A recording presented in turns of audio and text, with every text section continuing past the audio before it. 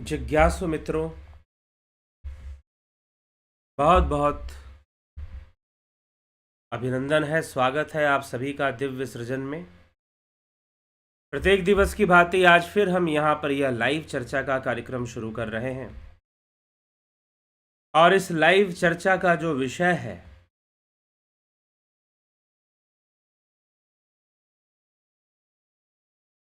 मैं ब्रह्म ही हूँ, समाधि रहस्य। तेजो बिंदु उपनिषद पे आधारित यह व्याख्यान चल रहा है और पीछे हमने सुना तेजो बिंदु उपनिषद में कि इसमें योग के 15 अंग बताए गए हैं, जिसमें कि हमने यम नियम त्याग मौन देश काल आसन और मूल बंध के बारे में सुना समझा, मूल बंध के रहस्य को जाना। क्योंकि 15 अंग है तो इसमें कई अंग बताए गए हैं। अब आगे है देह साम्य के बारे में भी हमने कल सुन लिया। देह साम्य की अवस्था क्या है, फिर दृष्टि क्या है। दृष्टिम ज्ञानमयीं कृत्वा पश्येद ब्रह्ममयम जगत सा दृष्टि परमोदारा ना नासाग्रवलोकिनी। जिस ज्ञानमय दृष्टि के द्वारा समस्त जगत को ब्रह्ममय देखा जाता है उसे ही परमोदारा दृष्टि कहते हैं। कुछ लोग नासिका के अग्रभाग में देखने को दृष्टि मानते हैं, परंतु उसका खंडन किया गया है।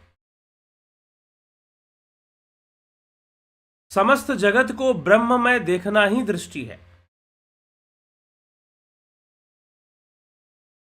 अर्थात कि जिस स्थिति में दृष्टा दृश्य और देखने का साधन का विलय हो जाए। देखने का साधन यह चित्त ही तो है और इंद्रियां हैं, इनका विलय हो जाए और दृष्टा भी ना रहे, दृश्य भी ना रहे, उस अवस्था को दृष्टि कहा गया है तेजो बिंदु उपनिषद में। तेजो बिंदु उपनिषद में दृष्टि उस अवस्था को कहा गया है ना जहां दृष्टा है ना दृश्य है, और जो देखने का साधन है इंद्रियां, अंतःकरण और चित्त, इन सब का विलय हो जाए तब दृष्टि होगी। अब आगे प्राण संयम प्राणायाम का रहस्य बताया जा रहा है। चित आदि सर्वभावेषु ब्रह्मत्वे नैव भावनात् निरोधः सर्ववृत्ति नाम प्राणायामः स उच्यते।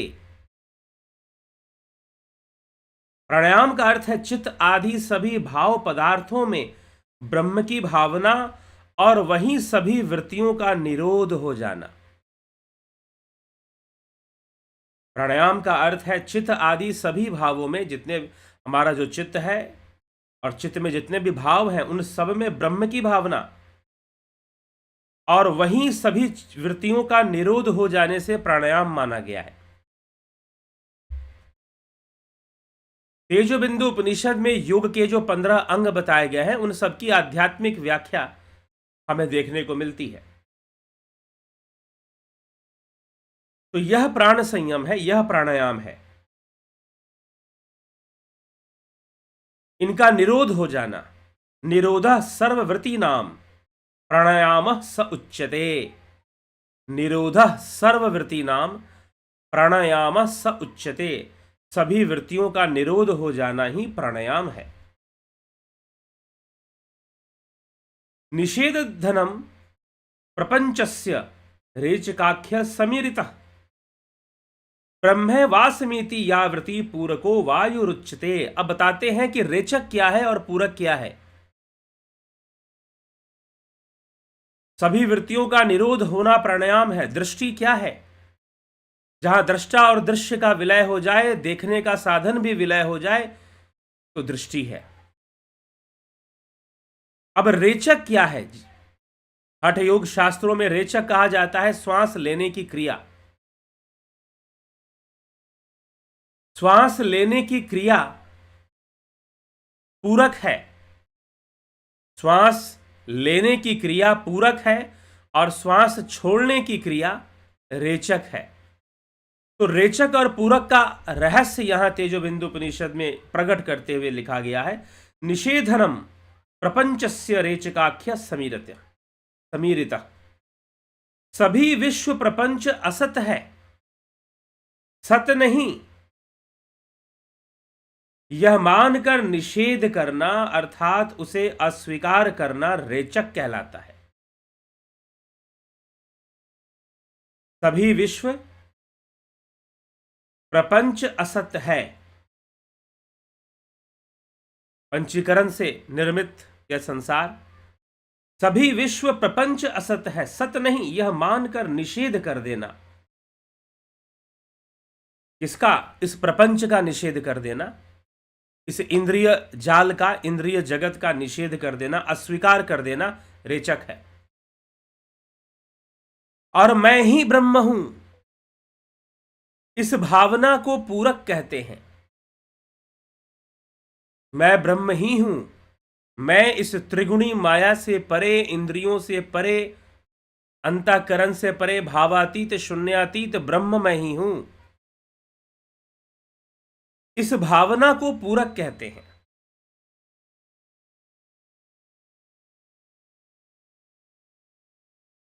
जब ऐसी भावना की जाए तो आप पूरक कर रहे हैं। अब कुंभक क्या है? तो कहते हैं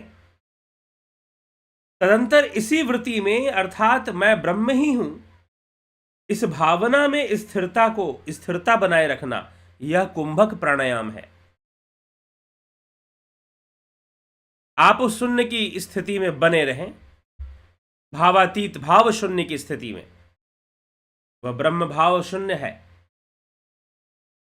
तो भाव शून्य की स्थिति में आप बने रहें और उस ब्रह्म में स्थित रहने की स्थिति का अभ्यास करें। तो इस भावना में स्थिरता को कुंभक कहा गया है। तो बुद्धिमान जन इसी को प्राणायाम कहते हैं। इस सांसारिक प्रपंच का, प्रपंच से बने इस संसार का, इस इंद्रिय जगत का निषेध करना कि यह सब ब्रह्म नहीं, मैं इन सब का निषेध कर देता हूं, यह रेचक क्रिया है। और मैं ब्रह्म ही हूं ऐसी भावना करना पूरक, और मैं ब्रह्म ही हूं ऐसी अवस्था में बने रहना कुंभक है। इस प्रकार रेचक, पूरक और कुंभक का वर्णन किया गया है।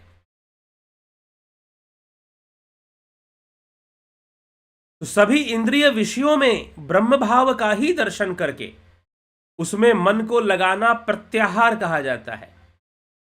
इसका ही निरंतर अभ्यास करना चाहिए।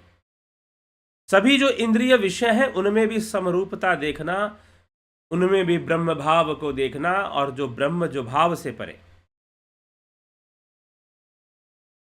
उसे प्रत्याहार कहेंगे।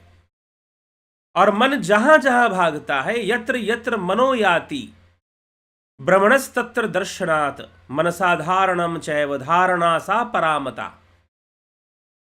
मन जहां जहां भागता है उन सभी स्थानों में ब्रह्म का दर्शन करना, उन सभी स्थानों में ब्रह्म की भावना ही करना। मन जहां जहां भागता है उन सभी स्थानों में ब्रह्म का ही भावना करना, मन में इस भाव को धारण करना धारणा कहलाती है। यत्र यत्र मनो याति ब्रह्मणस्तत्र दर्शनात् मनसा धारणम चैव धारणा सा परामता।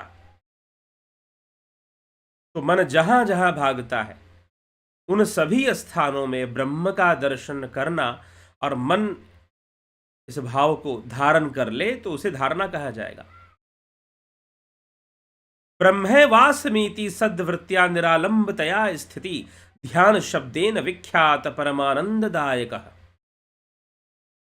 मैं ब्रह्म ही हूं, इस सद्वृत्ति को आलंबन के बिना भी स्थिर रखना ध्यान है, जब कोई आलंबन की आवश्यकता ना पड़े, और यह स्थिति हमेशा बनी रहे, एक ही भाव अवस्था आ जाए। मैं ब्रह्म ही हूं, इस सद्वृत्ति को आलंबन के बिना भी स्थिर बना रखना, जब यह स्वाभाविक रूप से ऐसी स्थिति बन जाए तो समझो कि ध्यान हो रहा है। स्थिति अतिशय आनंददायी है। यही स्थिति अतिशय आनंददायी है। ध्यान शब्देन विख्याति परमानंददायक। निर्विकारतया वृत्त्या ब्रह्मकारतया पुनः। निर्विकार भाव से ब्रह्म वृत्ति से युक्त होकर समस्त वृत्तियों का निरोध कर लेना समाधि कहलाता है। समस्त वृत्तियों का निरोध, ना कोई शारीरिक संवेदना हो और ना ही कोई मानसिक संवेदना हो, कोई तरंग ना रहे वृत्तियां। अब यहां पर अब जैसे कि अब आदि गुरु शंकराचार्य ने एक बड़ी बात कही है कि ना गच्छति विना पाणम व्याधिर औखद शब्दता बिना अपरोक्ष अनुभवम ब्रह्म शब्दायणम उच्यते। ना गच्छति विना पाणम व्याधिर औखद शब्दता। जिस प्रकार से औषधि का नाम लेने से व्याधि दूर नहीं होगी, तो ब्रह्म ब्रह्म कहने से कोई ब्रह्म थोड़ी ना हो जाएगा। बिना अपरोक्ष अनुभवम, अपरोक्ष अनुभूति, बिना किसी परोक्ष के अपरोक्ष अनुभूति से ब्रह्म होगा। अपरोक्ष मतलब डायरेक्ट, विदाउट सेंसेस, जहां इंद्रियां भी माध्यम ना बने। इंद्रिय अनुभूतियां सारी परोक्ष हैं, इंद्रियों के माध्यम से होने के कारण परोक्ष है। इंद्रियों के संदर्भ में कोई अपरोक्ष हो सकता है, लेकिन इंद्रियां बीच में आने के कारण हम उसे परोक्ष मानते हैं। तो निर्विकार भाव से ब्रह्म वृत्ति से युक्त होकर समस्त वृत्तियों का निरोध हो जाना, वृत्ति विस्मरण, तब समाधि होगी। तो इसे समाधि कहा जाएगा। इमं च अकृतम आनंदम तावत साधु समभ्यसेत। इस अकृत्रिम आनंद का तब तक भली प्रकार से अभ्यास करें जब तक लक्ष्य आत्म तत्व के रूप में स्वयं की स्थिति ना हो जाए। आत्म तत्व के रूप में स्वयं की स्थिति, स्वरूप की अवस्था ना बन जाए, स्व में स्थित ना हो जाए, तब तक अभ्यास में लगे रहना चाहिए। वह स्व ही तो ब्रह्म है।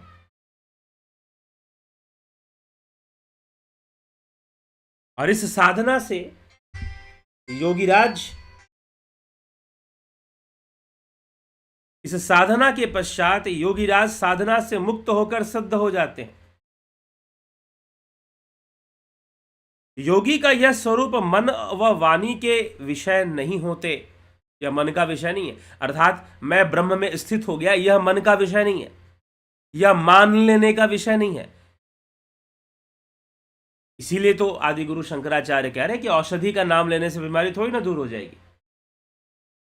तो यहां पर एक कंफ्यूजन आ सकता है तेजो बिंदु उपनिषद को पढ़ते हुए या समझने में, कि कहीं आप ये तो नहीं समझ रहे हैं कि भाई जब कहा जा रहा है ब्रह्म की भावना करो तो यह बाहरी रूप से कहा जा रहा है। जी हां, एक पक्ष यहां बाहरी भी है कि संसार की वस्तुओं को भी ब्रह्म भाव से देखो,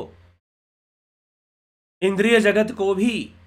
हाँ, यह मानसिक क्रिया ही हो रही है, लेकिन जब यहां बात ध्यान और समाधि की जा रही है तो स्पष्ट कह दिया जा रहा है कि भाई यहां पर वाणी और मन का कोई संबंध नहीं है। आप उस ब्रह्म की स्थिति में बने रहें, यह आपकी मानसिक कल्पना से ऊपर की चीज है, आपके मानसिक क्रिया से ऊपर की अवस्था है। यह भाव शून्यता की अवस्था है, स्वरूप में स्थित होने की आवश्यकता है। यह कोई सोच लेने का विषय नहीं, मान लेने का विषय नहीं है। अब इसी प्रकार से समाधि में विघ्न की चर्चा है। समाधो क्रियमाणे तो विघ्नायांति वय बलात्, विघ्नान्यायंति वय बलात्, कि समाधि में विघ्न कौन पैदा करता है। तो पहला है ब्रह्म भाव की साधना का अभाव, दूसरा है आलस्य, तीसरा है भोग की लालसा, लय अर्थात आत्मविस्मृति, निद्रा या अज्ञान, विक्षेप, चित्त विक्षेप। योग सूत्र में चित्त विक्षेप की चर्चा है। तेजस्विता का अनुभव होना, हम तो बड़े तेजस्वी हो गए हैं, हम तो बहुत आगे बढ़ गए, ऐसा अनुभव भी कई बार बाधा उत्पन्न करता है। स्वेद,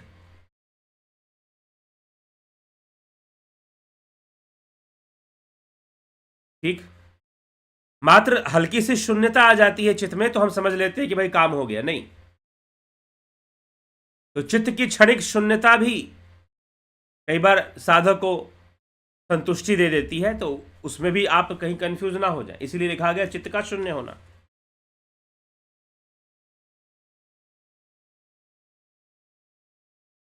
तो भाव वृत्ति से भावत्व की प्राप्ति होती है। शून्य वृत्ति अर्थात चित्त में भावों का अभाव करने से शून्यता की प्राप्ति होती है, और ब्रह्म वृत्ति से पूर्णता की प्राप्ति होती है। साधक को चाहिए कि वह पूर्णता के लिए ब्रह्म भाव का ही अभ्यास करे। भाव वृत्तिया ही भावत्यम, शून्य वृत्तिया ही शून्यता, ब्रह्म वृत्तिया ही पूर्णत्व। सिर्फ चित्त को खाली करने से ही नहीं होगा, उसे स्वरूप में लय होना होगा, लीन होना होगा। तो अगर हम मानसिक क्रिया ही करते रह जाएंगे तो यह लय कैसे आएगा?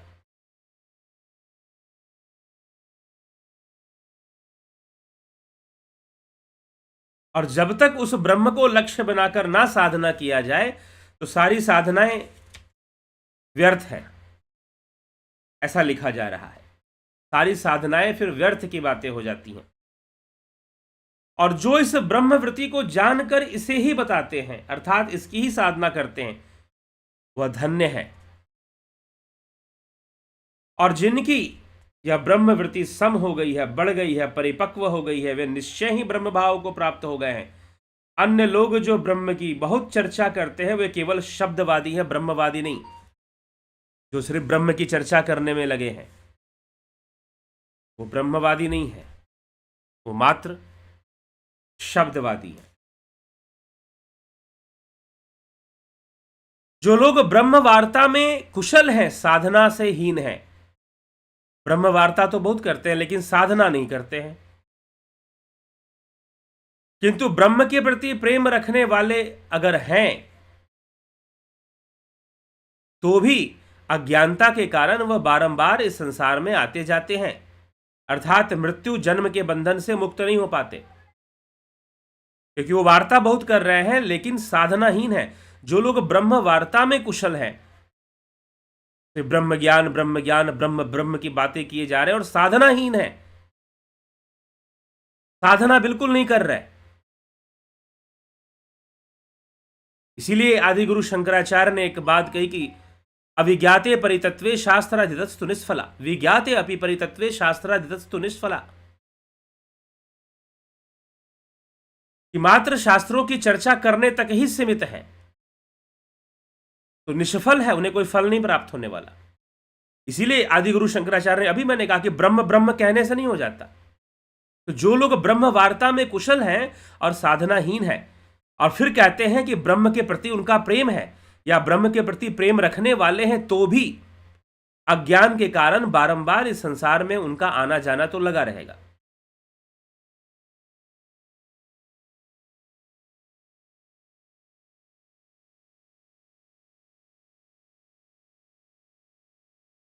ठीक। तो इसीलिए ये आवागमन तभी समाप्त होगा जब पूर्णतः ब्रह्म में स्थिति बनेगी। तो जिस प्रकार सनक आदि शुक इत्यादि ब्रह्म ज्ञानी ब्रह्म भाव में ही स्थित रहते हैं, एक निमेष भी ब्रह्ममयी वृत्ति के बिना नहीं रहते, वे ही योगी हैं, वही ब्रह्म ज्ञानी लोग हैं। तो इस विषय को स्पष्ट किया गया है प्रथम अध्याय में।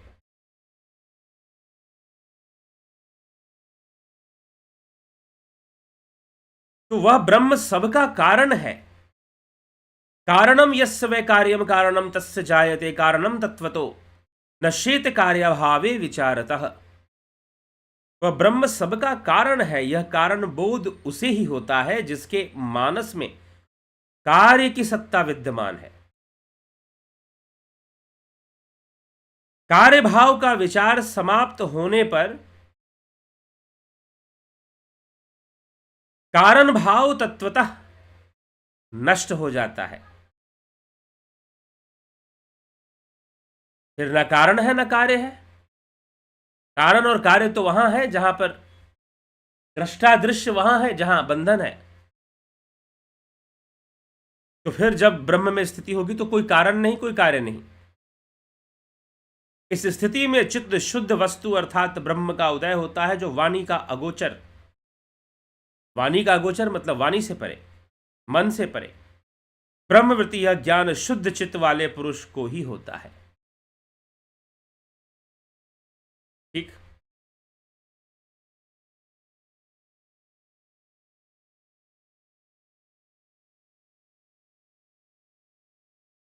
तो यह मन में एक संकल्प करना है कि यह जो दृश्य जगत है इसकी सत्ता नहीं है, सत्ता तो ब्रह्म की है।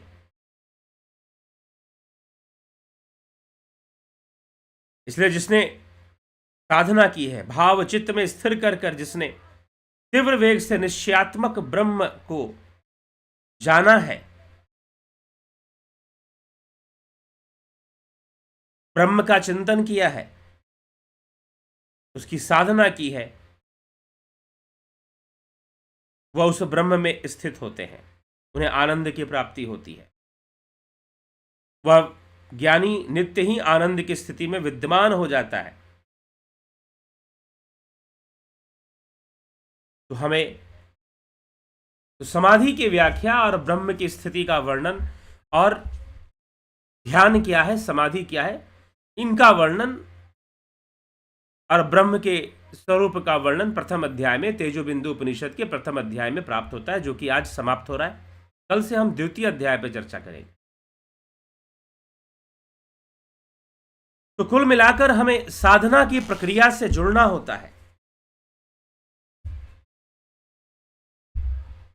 हमें साधना की प्रक्रिया में लगना होता है, एक अभ्यास के मार्ग पर चलना होता है, तब जाकर हम सही स्थिति को प्राप्त कर लेते हैं,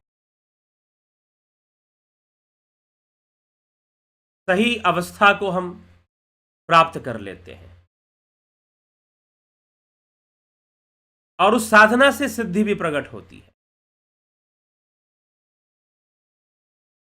तो इसीलिए ब्रह्म भाव, ब्रह्म की स्थिति को स्पष्ट करने का प्रयास तेजोबिंदु उपनिषद के प्रथम अध्याय में। अब द्वितीय अध्याय में अलग ढंग से बातें चलती हैं, कुछ कथाओं के साथ, कुछ दृष्टांत के साथ भी बातें चलती हैं। उन सब को हम सुनेंगे, उन सब का हम लाभ उठाएंगे।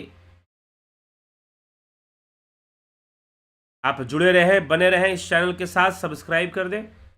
और ऑनलाइन ध्यान योग कोर्स कराया जाता है, ऑनलाइन ध्यान योग course, online meditation course, starting from 20th March 2024, duration 1 month, guided meditation, transcendental meditation, spiritual healing techniques. Join करिए जुपिटर या सन मेंबरशिप को, और कॉन्टैक्ट 9661802459, इस नंबर पे संपर्क करके डिटेल ले लीजिए और ज्वाइन कर लीजिए। ठीक है। इसी तरह से प्राकृतिक चिकित्सा का भी कोर्स होता है ऑनलाइन। इसमें वो क्रियाएं बताई जाती जो आप स्वयं से अपने घर में भी रहकर कर सकते हैं। और प्राकृतिक चिकित्सा में ऐसे बहुत सारे टेक्निक जिसमें कि आप और एक संतुलन बनाकर क्रियाओं का प्रयोग करना। कई बार कुछ लोग मुझे ऐसे मिले जिन्होंने कहा कि प्राकृतिक चिकित्सा से इस क्रिया से उल्टा मुझे नुकसान हुआ। अरे भाई, अपने संतुलन को बनाए रखते हुए करना है ना, ऐसा थोड़ी ना करना है। तो विज्ञान को समझना जरूरी है। किसी भी क्रिया का अभ्यास, चाहे वो प्राकृतिक चिकित्सा में है, चाहे वो हठ योग में है, उसे अनावश्यक रूप से नहीं किया जाता या अत्यधिक नहीं किया जाता। उसका लाभ नहीं मिलेगा, उसका नुकसान हो जाएगा। तो इसीलिए प्राकृतिक चिकित्सा का यह कोर्स, इसकी बारीकियों को समझने के लिए यह कोर्स है। आप इससे लाभान्वित हों तो ज्वाइन कर सकते हैं।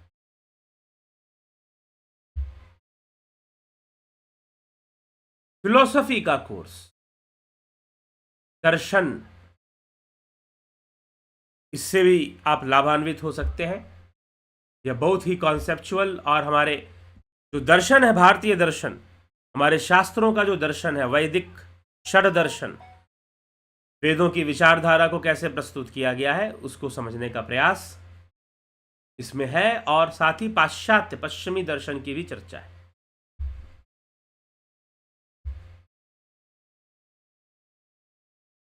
और किसी प्रकार की लाइफ काउंसलिंग, ज्योतिष परामर्श, एस्ट्रो काउंसलिंग आपको प्राप्त करनी है, या जीवन से संबंधित समस्याओं पर कोई सलाह चर्चा आपको करना है, तो आप कर सकते हैं। आपको इसकी जो शुल्क है वो अदा कर कर आपने इसको करना है। यह ऐतिहासिक ग्रंथ अग्निमय बुद्ध, आप इसे प्राप्त कर सकते हैं। बाय कुरियर आपको मिल जाएगा, प्राप्त हो जाएगा। इसके लिए भी आप संपर्क करें।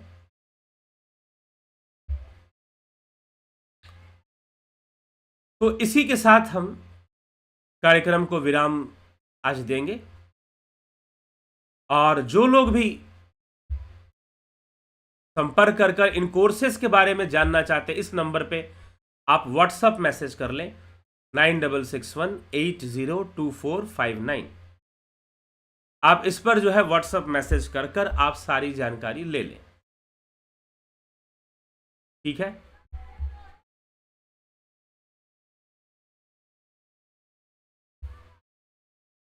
चलिए, तो इसी के साथ आज के कार्यक्रम को, हम व्याख्यान को यहां विराम देते हैं। कल फिर मिलते हैं 9 PM लाइव चर्चा में।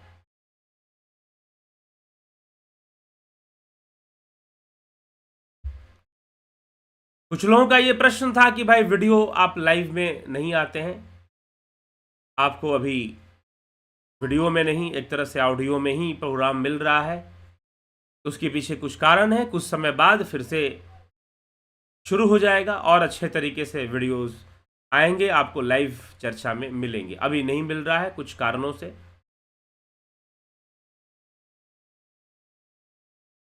इसी के साथ विराम देते हैं। कल फिर मिलते हैं 9 PM लाइव चर्चा। ओम तत्सत।